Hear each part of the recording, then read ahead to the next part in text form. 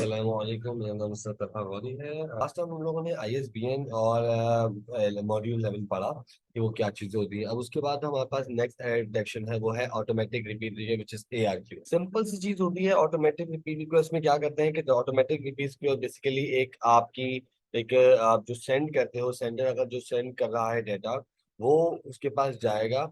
और अगर उस रिसीवर के पास रिसीविंग टाइम तक नहीं पहुंचता तो वो एक टाइम आउट का हमारे पास एक ऑप्शन होता है, या उस डेटा के पास एक टाइम आउट का ऑप्शन होता है, जिसके बिहाफ पे वो उस टाइम आउट के अगर विद इन टाइम उस टाइम तक नहीं पहुंच पाता तो वो डेटा डिलीट या लॉस हो जाता है।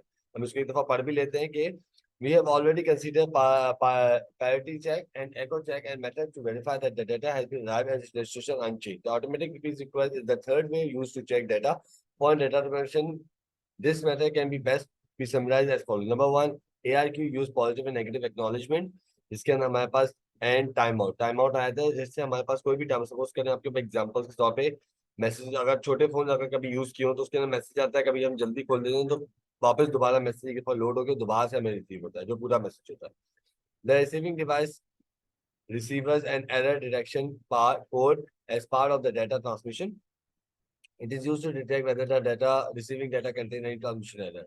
जब रिसीविंग डिवाइस जो होती है, जो रिसीव कर रही है डाटा, उसको अगर डाटा जो भी एरर डिटेक्शन होता है तो वो उसको दोबारा से री जो ट्रांसमिशन कर रही होती है चीज को। If no error is detected, a positive acknowledgement is send back to the sender. अगर हमारे पास कोई चीज नहीं है, जब अगर यहाँ से जब सेंडर आपके पास सेंड करेगा रिसीवर को डाटा, और अगर इनकेस कोई डाटा में कोई इश्यू नहीं आता तो वो दोबारा से डाटा सेंड कर देता है। However, if the error detection, the receiving device is now send a negative acknowledgement to the sender device and the request retransmitter of the data. A timeout is used by the sender device by waiting to per determined amount of time.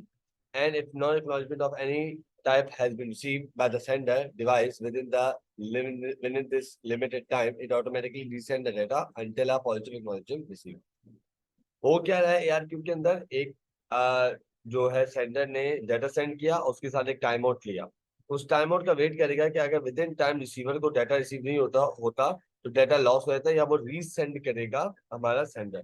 Obviously जब data loss होगा या ऐसा हो जाता है तो वो दोबारा से सेंडर दोबारा से सेंड करेगा रिसीवर साइड के ऊपर एक डाटा अपने दोबारा जो जिसने ऑलरेडी बनाया है।